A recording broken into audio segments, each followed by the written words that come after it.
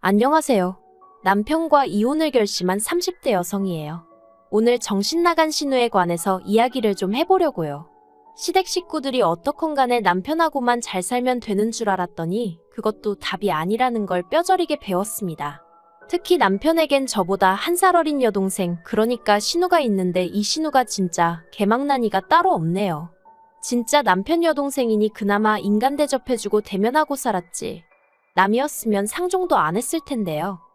일단 남편하고는 원래부터 알고 지내다가 결혼하기 몇 년 전 관계가 급속도로 진전이 되었어요. 제가 당시 이직 후 새 직장에 적응하면서 여러 가지로 마음고생을 하던 시기였는데 그때 남편이 저에게 이런저런 도움을 많이 주었거든요. 그리고 돌이켜 생각해보니 그때부터 남편이 아는 오빠가 아닌 남자로 보였던 것 같아요. 게다가 남편도 저에게 호감이 있었는지 말로는 격려 차원이라고 했지만 이런저런 이유로 매번 저를 불러냈고 그렇게 자연스럽게 연인 사이가 되었습니다. 그리고 3년의 연애 끝에 결혼까지 하게 되었고요. 하지만 결혼할 때 아예 잡음이 없었던 건 아니에요. 알고 보니 시부모님께는 남편조차 모르고 있던 빚이 있었고 그렇다 보니 재정적인 면에선 어떠한 도움도 기대할 수 없는 상황이었죠. 반면에 친정에서는 제가 맞이이기도 하고 개혼이다 보니 해주시겠다는 것도 많았고 그만큼 남편 쪽에 바라시는 것도 많으셨거든요. 그래서 처음 친정의 시댁 상황을 털어놓았을 땐 솔직히 친정부모님이 많이 답답해하셨어요. 이 결혼 꼭 해야겠냐 하시며 결혼이란 게 사랑만으로 되는 게 아니라며 저더러 다른 사람들이 다 야가 빠져서 이런저런 계산을 하고 결혼을 하는 게 아니라는 말씀도 해주셨고요. 하지만 그때 전 눈에 콩깍지가 씌어도 단단히 씌어 있었고 원래 사람이 하지 말라면 더 하고 싶어지잖아요. 정말이지 도저히 남편과 헤어질 자신이 없었습니다. 그리고 남편이란 사람 하나만 두고 말하자면 적어도 그때 당시엔 저에겐 좋은 사람이었거든요. 그래서 제가 정말 열심히 친정부모님을 설득했어요. 돈은 살면서 착실히 모아가면 되지 않겠냐고, 능력도 있고 인성도 좋은 사람이라고. 그리고 남편도 남편대로 저희 친정부모님께 앞으로 자기의 인생계획서를 써서 드리기도 하고 친정아버지랑 따로 남자 대 남자로 면담도 하고 나름대로 노력을 하더라고요. 그리고 이런 저희들에게 결국 자식이기는 부모 없다는 말처럼 친정부모님이 두 손 두 발 다 들어주셨죠. 친정에서 결혼식 비용도 다 대주셨고 집 구하는데 1억이란 목돈도 해주셨어요. 거기에 제가 모아둔 돈도 따로 있었고요. 반면에 남편이 해온 건 자기가 모아둔 4천만 원과 할부가 남아있던 6년 된 자동차 한 대가 전부였죠. 그래서 남편과 상의 끝에 허례허식은 생략하자 했어요. 제가 비록 사랑에 눈이 멀었다곤 해도 해주는 거 없는 시댁의 친정부모님 주머니 털어 이것저것 채워 넣을 만큼 속이 없진 않았거든요. 그런데 막상식을 올리고 나니까 어머님이 한 말씀 하시더라고요. 남들은 자식 키워 장가 보낼 때 고생했다고 가방 받고 돈 받고 심지어 당신 아는 집은 사돈 내서 차도 바꿔주더라는데 저희는 어째서 예단도 하나 안 보낼 수가 있느냐고요. 황당했죠. 그래도 다행히 남편이 먼저 나서서는 내가 해간 게 없는데 뭘 바라냐고 어머님한테 무안을 주대요. 그래서 저도 더는 그냥 말을 안 하긴 했는데 사실 결혼 전에는 제가 어머님 아버님 뵐 일이 몇 번이나 있었겠어요. 처음에 시댁에 인사드리러 갔을 때 한 번, 그리고 상견례 자리에서 한 번이 전부였거든요. 그리고 그땐 시부모님 두 분 다 워낙 말수가 없으시기도 했고 저도 저대로 긴장을 많이 했던 탓에 솔직히 어떤 분들인지 파악하기가 쉽지 않았죠. 그런데 막상 식을 올리고 나서야 좀 뻔뻔하시단 생각이 들대요. 한편 저희가 결혼하고 몇 달 지나지 않아 어머님 생신이었는데 신우가 자기 애인이라며 남자를 한 명 데리고 왔어요. 그리고 제가 보니 남자가 인물은 없어도 사람이 서글서글한 게 성격도 좋아 보이고 무엇보다 신우한테 무척이나 잘하더라고요. 뭐 2-3시간의 짧은 시간이었지만 행동 하나하나에 배려가 있었달까요?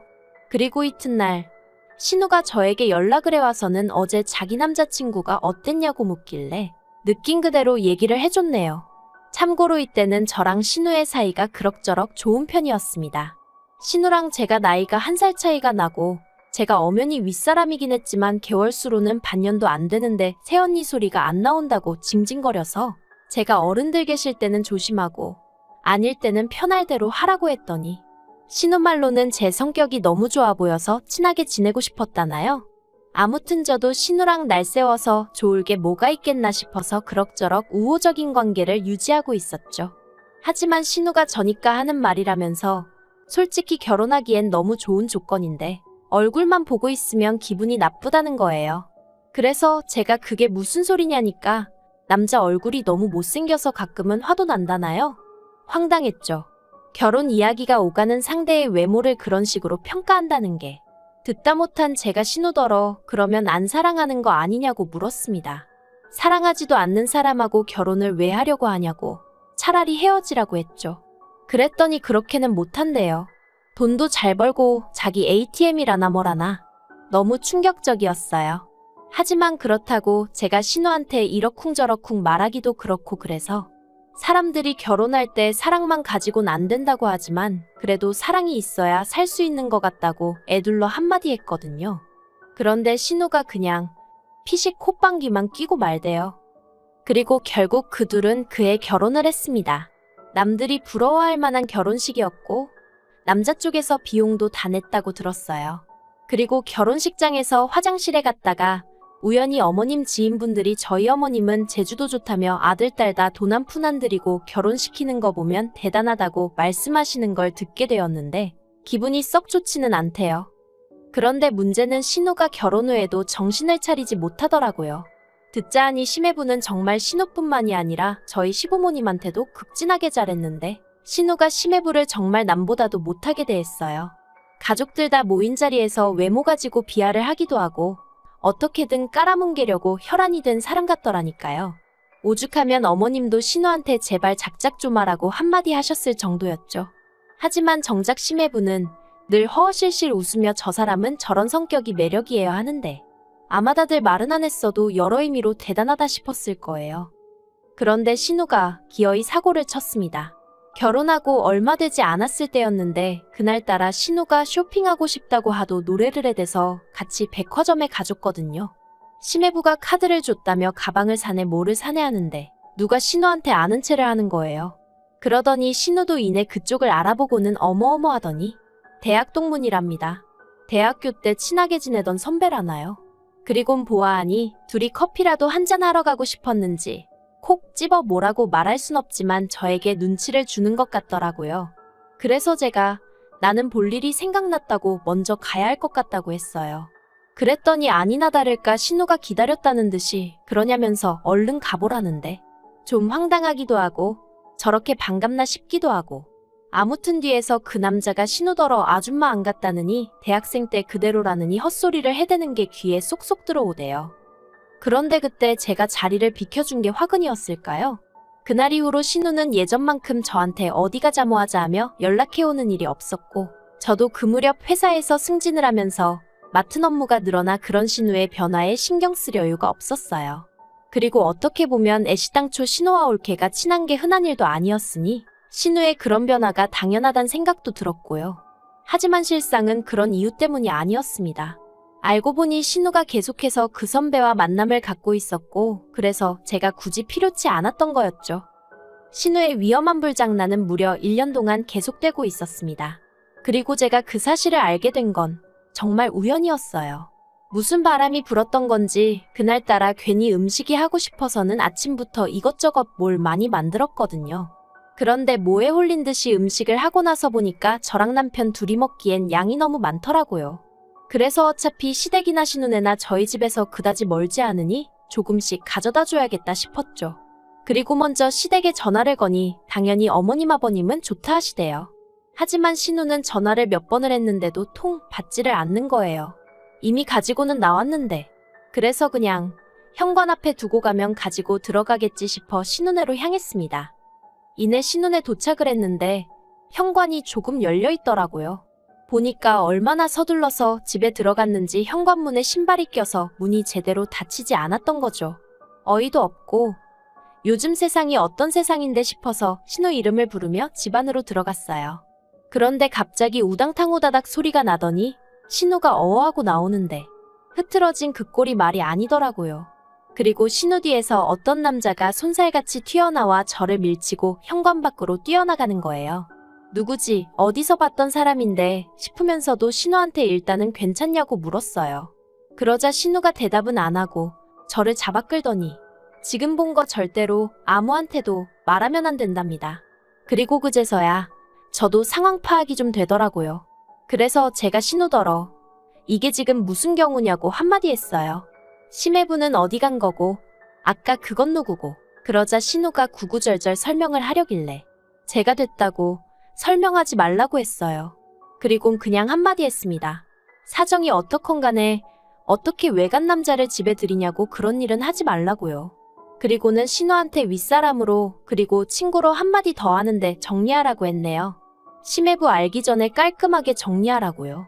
이러다 심해부한테 걸리면 그 뒷감당을 어떻게 하려고 그러냐 했죠. 그랬더니 신우는 그렇게 하겠다면서 몇 번이나 저한테 비밀은 지켜달라대요. 그래서 알겠다고 했어요. 솔직히 저도 남의 가정사에 감나라 배나라 하고 싶지 않았고 좋은 일도 아닌데 얽히기도 싫었으니까요. 하지만 꼬리가 길면 밟힌다는 옛말처럼 결국엔 일이 터졌습니다. 하긴 아무리 심해부가 사람이 좋아도 신우가 매번 핸드폰만 들여다보고 돈도 어지간히 쓰고 다녔던 모양이니 눈치를 챘겠죠. 그리고 심해부도 속이 없는 게 아니더라고요. 아버님 생신날 저희 부부, 신우네 부부 다 같이 꽤 이름난 호텔에서 식사를 하게 되었는데 심해부가 아버님께 선물이랍시고 제법 두툼한 봉투 하나를 건네더라고요. 그래서 저는 속으로 선물로 돈 100만 원 정도 드리는 건가 싶었는데 그 안에는 온통 신우와 어떤 남자가 찍힌 사진 그리고 신우가 써댄 카드 명세서. 아버님이 처음엔 이게 뭐냐고 들여다보시다가 나중엔 부들부들 떠시더라고요. 그리고 그 옆에서 신우는 심해부더러 이게 뭐하는 짓이냐고 미쳤냐고 소리를 지르고. 그런데 심해부가 정말 눈도 깜빡 안 하더니 이혼하자 하대요. 너랑 그놈 다 고소할 거니까 합의금 잘 마련해두라면서 말이죠. 말 그대로 집안이 쑥대밭이 되었습니다. 어머님은 머리를 싸매고 드러누우셨고 아버님은 꼴도 보기 싫다며 네 알아서 하라고 아주 신우를 내치다시피 하셨어요. 그러자 신우가 정신이 나가버린 건지 헛소리를 하대요. 자기가 이렇게 된 건 제 탓이기도 하다고요. 그래서 제가 그게 왜 내 탓이냐니까 그날 처음 그 남자랑 마주쳤을 때 제가 일부러 자리를 만들어주지 않았냐입니다. 제가 자리를 비워서 자기가 그 남자한테 싫다 소리도 못하고 억지로 커피도 마시고 연락처도 줄 수밖에 없었다나요? 무슨 말도 안 되는 그런 억지가 어딨냐고 제가 소리를 질렀어요. 하지만 신우는 나오지도 않는 눈물을 쥐어짜내고 있지. 어머님은 어머님대로 저더러 윗사람이 돼서는 아주 바람나라고 고사를 지냈다며 화를 내시지. 어이없이 졸지에 제가 욕을 먹었다니까요. 그런데 그때 신우가 덧붙이기를 게다가 제가 신우가 실수하고 있는 걸 알면서도 적극적으로 말리지 않았답니다. 정말 제가 신우를 걱정하는 마음이 있었다면 때려서라도 말렸어야 하는 거 아니냐면서. 한마디로 일이 이 지경이 된 건 자기가 이혼을 당하게 생긴 건 저 때문이라는 개소리를 해대더라니까요. 그런데 더 황당한 건 남편이 저더러 정말이냐고 묻는 거예요. 정말 자기 여동생이 바람피는 걸 알면서도 모른 척 했냐고요. 그래서 모른 척한 게 아니고 나는 신우를 말렸다 다만 당신이나 시부모님께 내가 말하지 않았을 뿐이다. 왜 말을 안 했냐길래 아무리 가족이라고 해도 신우의 흠이고 신우의 가정사인데 내가 막말로 뭐라고 나서냐? 신우도 성인인데 알아서 정리를 해야 하는 거 아니냐고. 난 그래도 알아들을 만큼 얘기했고 까놓고 할 만큼 했다 했어요.